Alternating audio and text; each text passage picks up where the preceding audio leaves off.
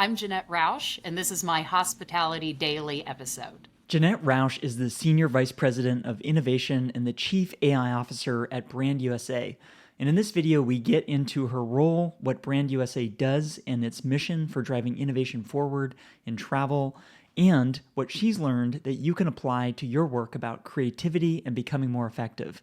You're watching Hospitality Daily. I'm Josiah McKenzie. Let's get into it. I would love to hear your words. How would you describe Brand USA, its mission, and the work of the organization?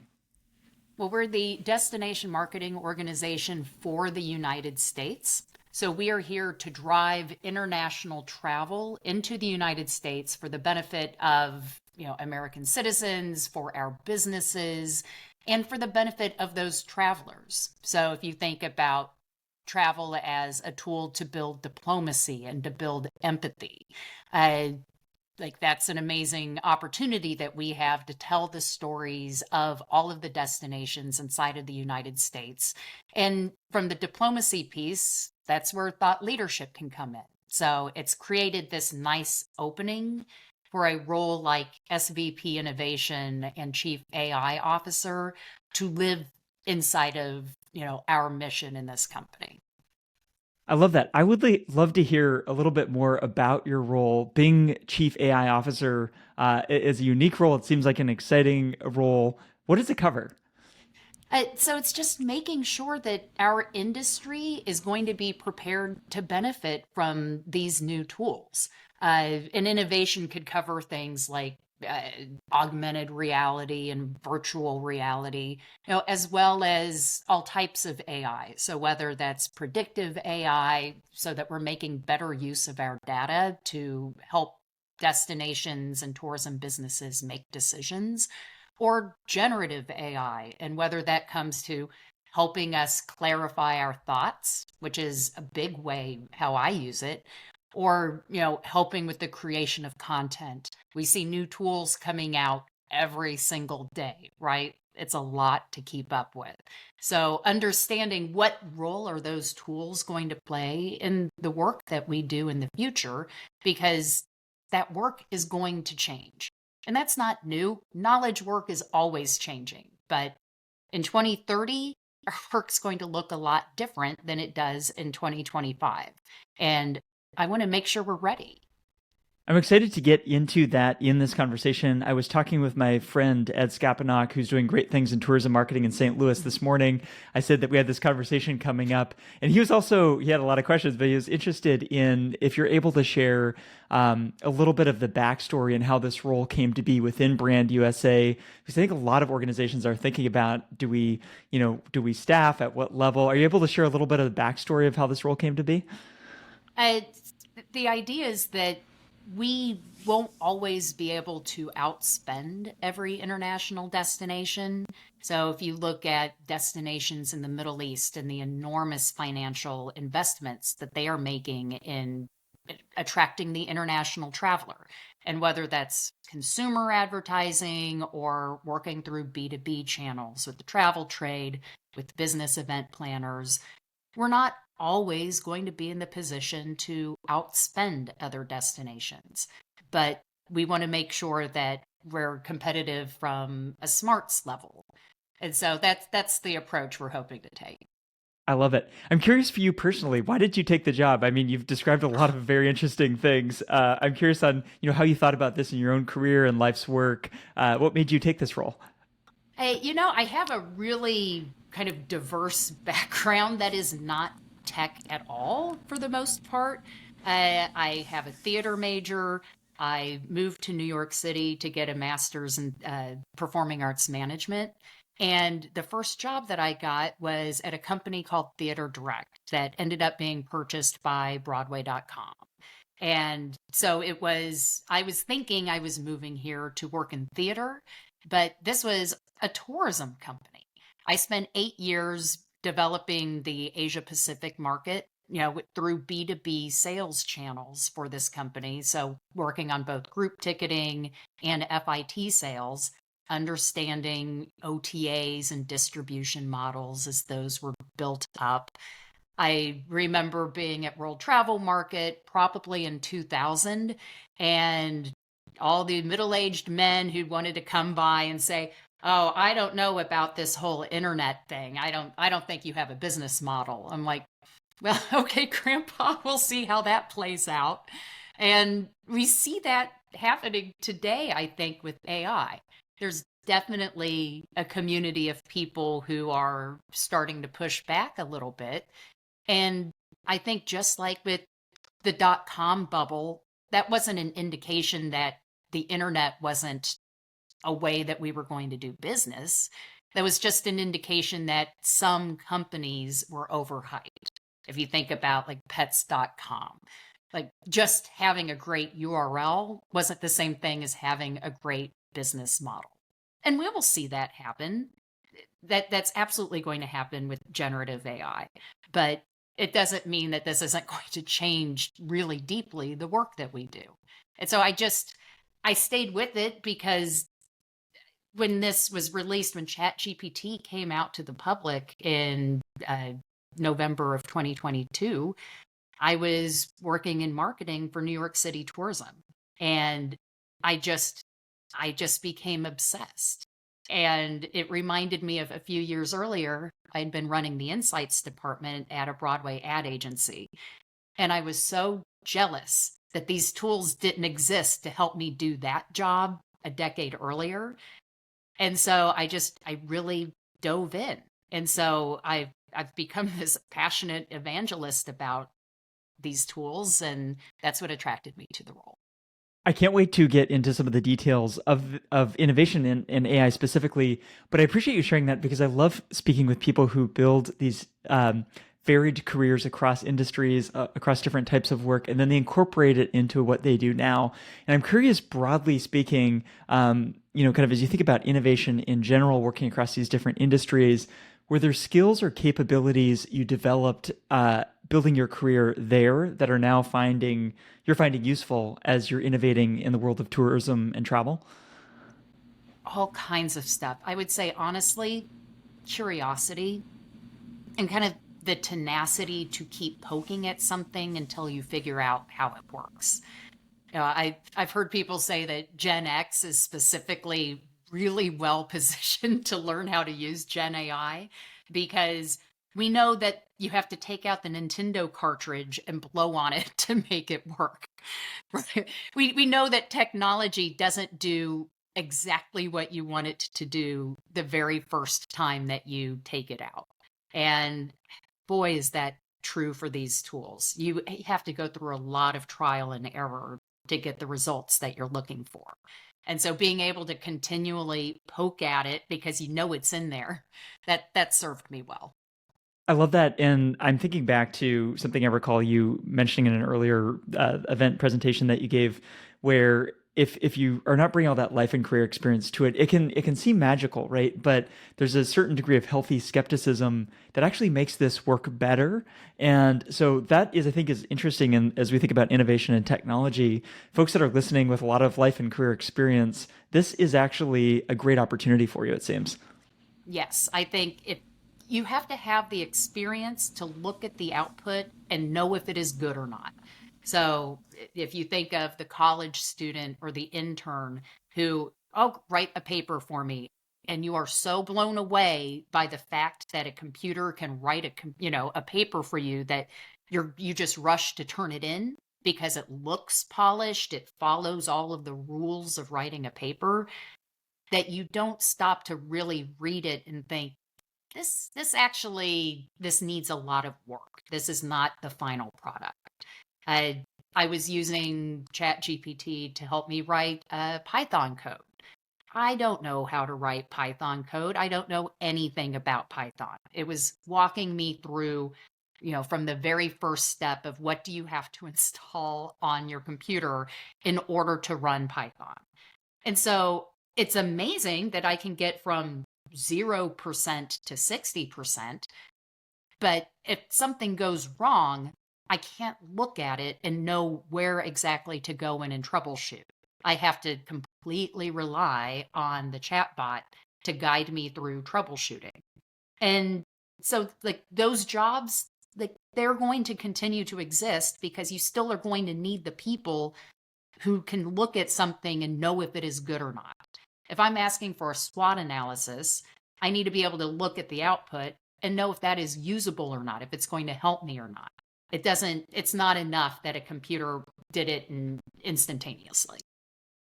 That's very interesting to me. I want to move to talking kind of very directly around AI and kind of how you thought about this, now in your role today, and maybe start that conversation by talking about the framework. I would love to hear you describe the framework, but before we even get into that, I'm curious, why create a framework? Why not just come in and say, I've seen this, I've been experimenting it with for years now, we need to do X, Y, and Z. Why start out with a framework?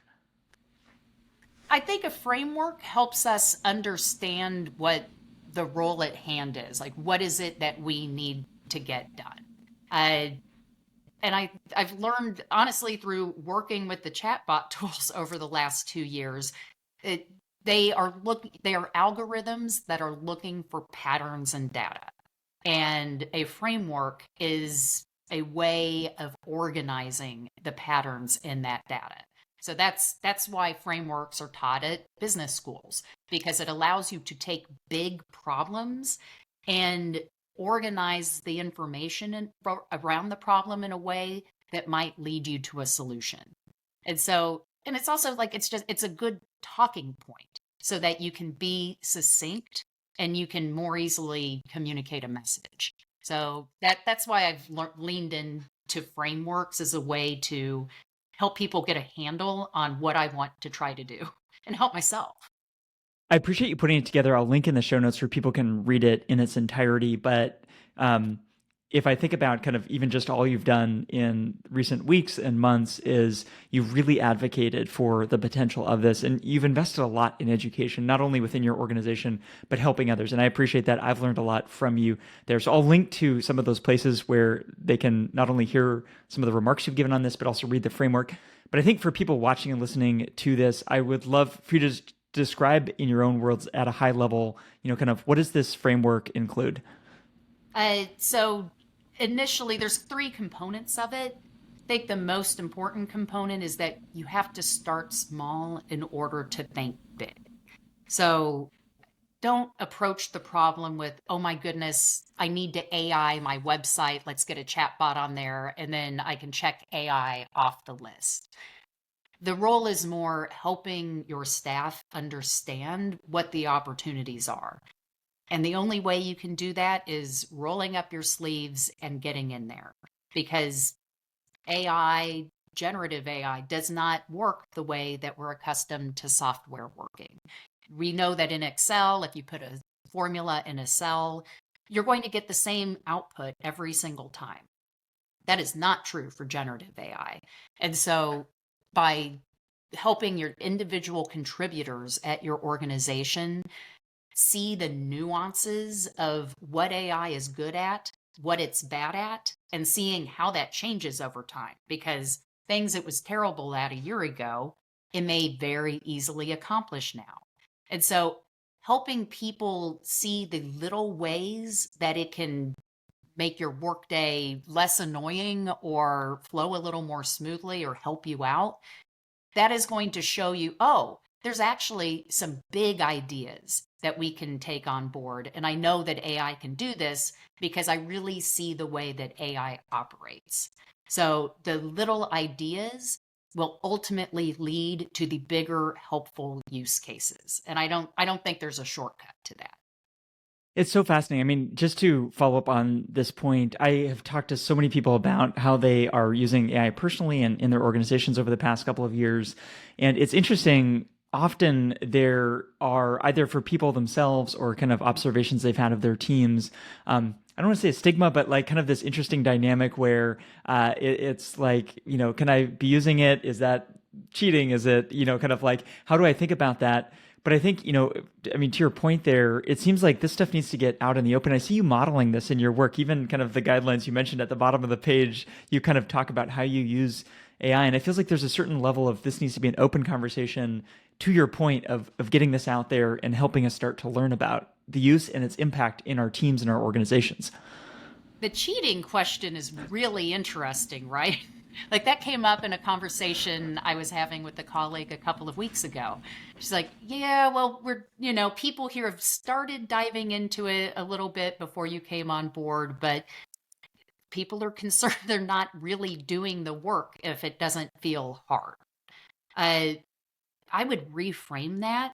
If you look at people who bill by the hour, if you look at law firms or advertising agencies, there's almost a moral question that these companies will have to start wrestling with, which is if something can be done in 30 seconds, is it moral to bill for 7 hours to do that exact same work?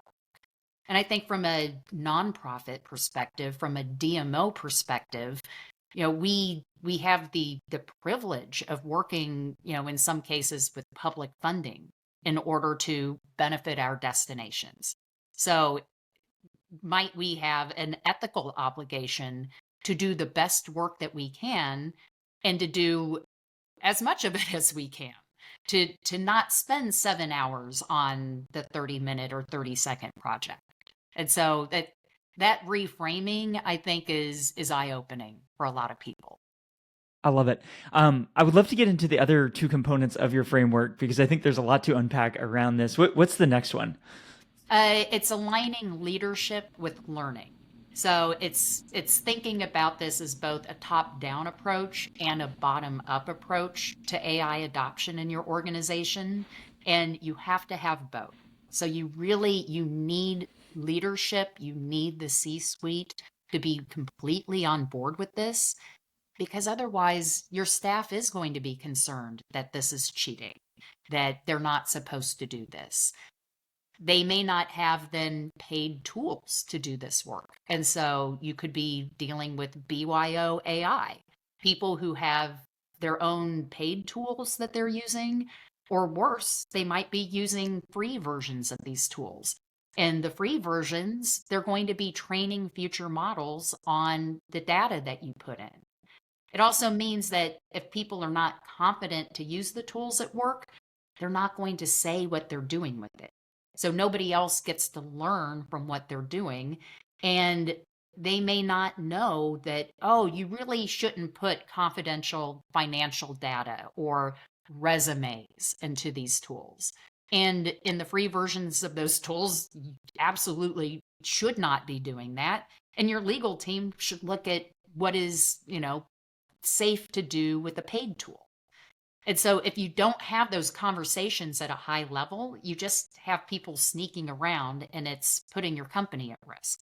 Hmm. But you can't rely on the C-suite to say, great, this is exactly how you're going to use AI, because it's the people doing the work on the ground who are going to know what those opportunities are to learn. And so I'm not going to say, oh, goodness, I think the person who is taking minutes for, the board meeting and publishing those, that they should have the transcript and then use AI to help them, transform a board script into a board minutes. Like the person doing that work knows they do that work and that there might be ways to make it easier. So both are really critical to success. I appreciate you sharing that because you've shared before where the opportunity and the need for using AI is fundamentally a change management issue, right? And you've described a great framework for our listeners to understand how they can think about this. And kind of just thinking back to what you shared earlier, this is the opportunity for the leaders listening to this to state this is. We have this obligation, as you mentioned, to the people we're working with. In the case of destination marketing, the community, all the stakeholders involved in that, and as part of that obligation and privilege of the work is we're going to do this collectively as an organization. We're going to be upfront with our use of AI and empowering us to become better professionals, and we're going to share what we're learning. Is that a fair recap of? Absolutely. Yeah, I love it. And then there's a third component that I find really fascinating to your framework. What is that? So I'm still building out what this really means, but it's the idea of leading with wonder. Uh, because this stuff is really cool and it is really fun. It's amazing that I cannot believe that these tools exist, in 2024, that they are free or very accessibly priced for regular people to access them. You don't have to be the CEO of a company to be able to use these tools. And that everybody isn't completely diving into it. So I approach everything I do with this sense of, oh my goodness, I can't believe this is possible. And I think that's a much more inspirational framework than, hey, don't you want to be more efficient? That Who motivates nobody. no, that's not very inspirational. Yeah. So finding a sense of play with these tools and making it fun. I don't think there's anything wrong with a little more fun in our lives. I love it. And I'm curious on your take of this, but I think if in my own experiments and practice of bringing what you just shared to life, you have to always be experimenting. And I understand when ChatGPT first came out, I believe this was January of 2023, you ran an experiment where every day you were trying something new. And I found that important for myself. So I think for people listening, like, how do I stay curious? How do I stay inspired? You have to do it yourself. I wonder, would you be open to sharing a little bit about that experiment you ran and kind of what you learned through it? Oh, goodness. Yeah, it was just every single day I wanted to try something new from a work perspective that this tool might be good at, and then write about it on LinkedIn so that I could share the process of what I was learning. Because I set up an account on November 30th, like on the day that this came out. And then I spent all December Googling to see who's writing about this, who's going to teach me how to use this. And it was in January that said, I guess it's got to be me because nobody else is jumping in for some reason, even though this is the most transformative technology I have ever seen. So it moved me from, oh, let's write a haiku to, oh, I wonder if this can reproduce my voice. If I were to paste in examples of LinkedIn posts, could it learn how to write a little bit more like me? Hmm. And at the end of January, the answer to that was not really. Like a little bit, but it also shows that you have things that didn't work. You get to go back and try again later because now these tools can be pretty remarkably good at reproducing voice. So, like, I wouldn't use it for LinkedIn, but for corporate writing, the type of stuff that you have to do, and nobody is terribly excited to do that writing or probably to read that writing.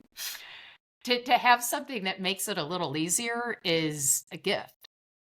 One of the things I appreciate about your work is you do very specific things to move things from ideas into practice, right? And one of those I heard you talk about before was having an extra monitor on your desk where it's always up with an AI tool, right? And I feel like that is so powerful because you just think about the ease of access, right? It's not even just another tab; it's just there. And I imagine that subconsciously starts to train you to think about how do I use this as an assistant. Yes. If you've followed Connor Grennan at all, who's the chief AI architect at the Stern School of Business, and he's someone else that he was the dean of students there. So I don't think he came into this with a tech background. He's more of a writer and educator. And I think similar to me, just was really fascinated by this. And so now he has a whole consulting business.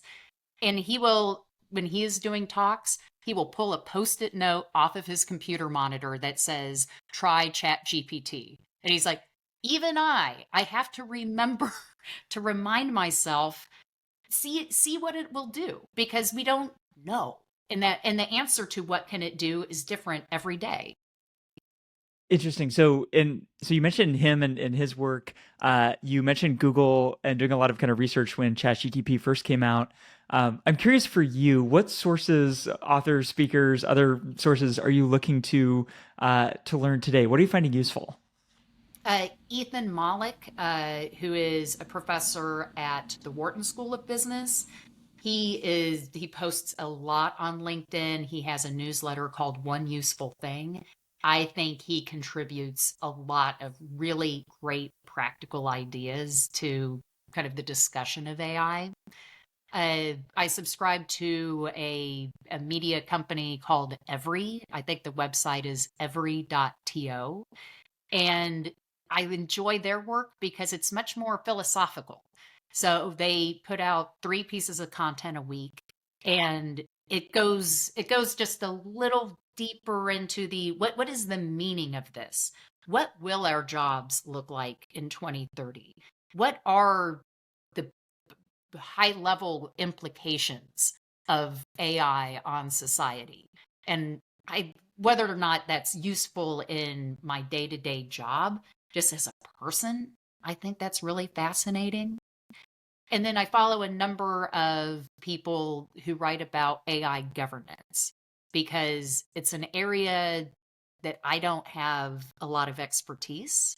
I think it's only going to become more important. I think in the tourism industry, as we do work with Europe, Europe is buttoned up when it comes to their AI governance. If you want to understand tools that you build and how they are going to be used by the European Union, you need to understand like implications around privacy and GDPR as it comes to taking personal data from European citizens and putting them into a language model. Like they have to give explicit consent for their PII, their personally identifiable information, to be used in a model. And so to understand how to set up a governance practice at your own company to make sure that everybody knows what's okay to do with the language model and what's not, it's really important. And so I've like taken classes on Udemy about that. There's a certification you can get that I might be over my head. It's geared at lawyers and privacy professionals, which is not my area of expertise, but I want it to be. So I'm pursuing it as hard as I can. I appreciate that. And I feel, I mean, not only from a privacy and data protection perspective, but these guardrails feel like they are very strategically important. I think going back to what you mentioned earlier, leaders need to take action. You can't just let this stuff happen. It feels like there's many strategic considerations, even just what is the mission of your organization. Without some of these guardrails, it at a minimum it won't be nearly as effective as it could be, but it could also cause damage. Yeah, I've heard the analogy that you'll drive faster in your car if you know how to use the brake pedal. I like that. Let's stay with education a moment because you personally invest a lot of your time in education. You're having this conversation and teaching us all, which I appreciate.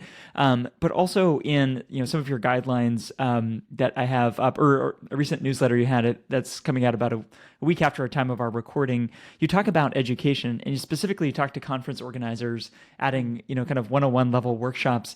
I've come across actually a lot of people in these interviews that have been the beneficiaries of some of these early ones and have really opened their eyes. I talked to even kind of people working on the front lines of hospitality. Was attended a local destination marketing hosted education webinar and was translating that into her work working the front desk of a small hotel on the coast of California. And so I think there's such a big opportunity here. And so to make this more of a question, I guess for those that are in a capacity to host training either internally for their organizations or a conference organizer, what would you suggest they be thinking about so that they can be educating others on this? Uh, I think having that 101 course is so important because so many conferences, and I love this, are really diving into having content about AI, but everybody is at a different place in that journey. And I think a lot of people are more at the beginning end of the journey than conference organizers might recognize. Uh, when I'm speaking and ask how many people in the room have access to a paid tool, typically it's 5 or 10% of the room is raising their hands. And for me, that is the barometer of, are you really diving into this or not? Because it's easy to say, oh, I use it a few times a week. But if you're using AI like it's fancy Google or like it is your email rewriter, then I mean, those are great use cases, but that's scratching the surface. And so helping people see the next step beyond that you need to do that because otherwise they're not getting value out of the AI presentations that you have. And I think a lot of those presentations will really focus on, oh, it's very important that everybody in the room understand the difference between machine learning and generative AI. Or let me walk you through the 60, 70-year history of artificial intelligence. I mean, which is fine, but I don't think that's going to help small businesses. I think, and so that's a conversation that I had a couple of days ago that I thought was so important that small businesses, if you are a 5-person, a 10-person shop, and you don't understand how these tools can help you leverage what you do, to the nth degree, like I think so many of us, particularly in the DMO space, a big part of our mission is supporting small minority female owned businesses and teaching them how AI can very practically help them scale what they do. It's a big opportunity. But to do that, then you need the staff of your own company to know how to use it too. Exactly, right. It builds on everything that you shared earlier. But I think to this notion of helping people get started, one thing I've appreciated you share earlier was this notion of just think about saving 5% of your time. And what I love about this is I've spent most of my career working in technology and kind of digital initiatives of one sort or another. And often that is framed as, digital transformation or some of these things, which I think do a disservice to moving innovation forward because it thinks that everything is dramatically changed overnight. And I feel like there is some value to this sort of think about, one painful thing or one time consuming thing. But would love to hear your thoughts a little bit more on that. Just like kind of how do we start to take a step forward? Yeah, that's a notion that I borrowed from Todd Brooks, who's the owner of an agency, a consulting agency called Envision It.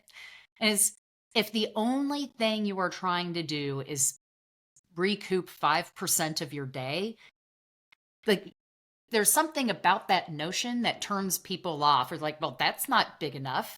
But you extrapolate that over a year or over all of your employees, that's substantial. That is a huge difference to the type of work that you are doing. And if you go into a project only looking for that, and if that's the only thing you ever achieve, I think that's still a big win because the 5% does not have to be the favorite part of your work.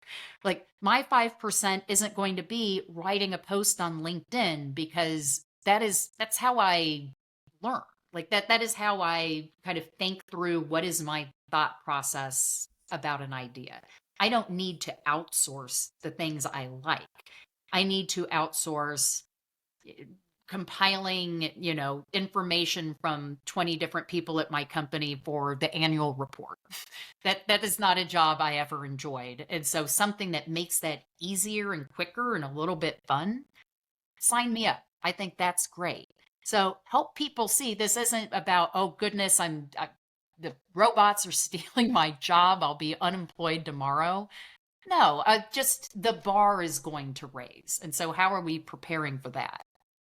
I like that a lot because for two reasons. I think it gives practical insight on how we can move forward, but it also I think kind of some of these creative activities are a good example. It's like no, that is not only kind of the fun, and you talked about kind of leading with joy or wonder before, but I think like you have to kind of stay close to that.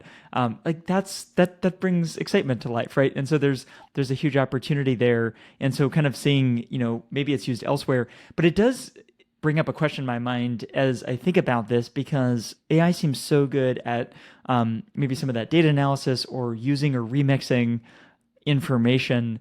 I'm curious then, for our listeners, what should they be focused on, either in terms of developing skills outside of the world of AI? If you kind of have AI more and more capable, I think you started to touch on this in what you shared there, but kind of what should we focus on creating that it's original, that maybe AI remixes or reuses down the line?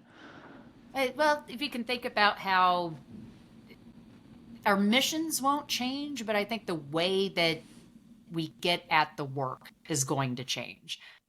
So many DMOs specifically are very focused on content creation for their websites or their social media channels. And there's a big concern in the community because uh, AI overviews and people going directly to tools like ChatGPT for information on your destination means that fewer people will be coming to your website. And if that's not something that you're seeing today, it's very likely that a year from now, that is something that you're going to see. So we have to remember that our mission isn't necessarily drive website traffic. It's, drive that visitation for the benefit of your communities. And so one small way that's going to change is like just making sure that the information on your website that you are thinking about how will chat gpt how will OpenAI come and scrape that data, because you want to ensure that the storytelling that the language models are doing in a more personalized way, that if it's going to be drawing upon your knowledge, and I think you want it to, that it's set up in a structure that makes it more likely that it is going to look at what you have written. So, no more websites like with the recipes that tell your family history of your mom's chili recipe. It's going to be more get to the point. And that's a good thing, right? Like we only ever did that because it helped with your SEO. But helping with SEO isn't the same thing as helping that visitor. And so just keeping in mind what helps the visitor. I think that's really important. And then looking at what are new storytelling channels in the future. That's so exciting. Well, I think I was just laughing because your chili example is very recent. A couple days ago, I found myself there and scrolling on my phone. I'm closing 5 pop-ups. So this is a world that's exciting for me on a lot of levels. And I think it's opportunity in tourism. I mean, I hear so much conversation around, sometimes attractions or parts of cities or countries get overcrowded because the diversity of the beauty of that country, that destination isn't told. So for tourism marketers, this seems an opportunity to showcase everything beautiful in your area. But for anyone listening in hospitality or beyond, you can share your point of view, you can create that. And I think there's a world, if you're optimizing, as you just said, then you can kind of achieve your goals with that. So that's exciting. I would like to look into the future, not so much as a prediction, but what might the world look like, as I'm kind of trying to connect themes of everything you shared, where people could be more empowered, they could be more creative, kind of how does that translate into the world of travel where AI is empowering to a level where it could be? So I'll use the analogy of video production. So think 20 years ago, if you wanted to produce video, you needed to have expensive equipment. You needed to have staff and talent who were skilled in using that equipment. And then you needed to have the money to distribute that content that you were creating on TV, because that was the universe we operated in. And then we got smartphones, and then we got social media channels. And so all of a sudden, the creation of that video and the distribution of that video became democratized. And note that there are still, it didn't eliminate the need for expensive equipment and those people who knew how to use it. I'd suggest it probably increased the desire to have that really highly produced video. But alongside it is now the video content that we can do ourselves, just like, podcasting. Podcasting wasn't a thing 20 years ago because it wasn't something we could do on our computers in our living rooms. So that same notion is coming to software development. So something that requires developers and expensive, talent and skills. Pretty soon, we're not there today, but in a few years, anybody is going to be able to spin up software to solve small problems. And I don't think that will get rid of software developers, because you're still going to need people building complicated systems for complicated problems. We just don't bother with it for little things right now because it's throwing too much power at a small problem. But imagine the DMO who, part of what we do is solve problems that sit in that intersection of government, business, and the traveler. So if you could think of, a crisis in your community as an example. So let's say it's Hurricane Sandy. We need to move in New York City people from hotels that were affected by the hurricane into hotels that weren't. And when that happened, and I wasn't at, the DMO at that time, but it was picking up the phone and trying to figure out phone numbers of hotel GMs to play matchmaker. And it's not a role that sits in government. It's not the traveler's responsibility. Like, that is a very uniquely DMO role. And so if you could spin up very quickly a program that would help automate that process, then that is a unique value that the DMO can provide that isn't possible today. So I think we will see, like, us learning new ways to solve old problems. Interesting. And I mean, just to elaborate on that for a moment, you've shared in some of your remarks about the power of AI agents. And I have to timestamp this because this will move so quickly. We're recording at the end of 2024.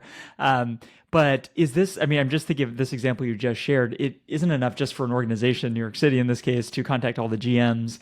Is this maybe we're a world where agents or kind of these tools acting on behalf of entities can interact with one another, and you're able to not only make those connections, but drive whatever change needs to be made? Exactly. And you will still need the people who have the ideas in order to instruct the agents on what they need to do. Like, the agents aren't on their own going to say, oh, goodness, hurricane coming, let me jump into action. Like, we could see our roles more as overseeing armies of these agents that are doing all of these individual tasks or building these individual programs for us. I love it. Yeah, I'm very excited about what's ahead. Janette, thanks so much for taking time to speak today. I'll include some links in the show notes where people can learn more, but is there any specific place you would point our listeners and viewers where they can learn more about you and your work? I'm very active on LinkedIn, so I think that would be the best resource. Fantastic. Thanks so much for taking the time to talk today. Thank you so much, Josiah.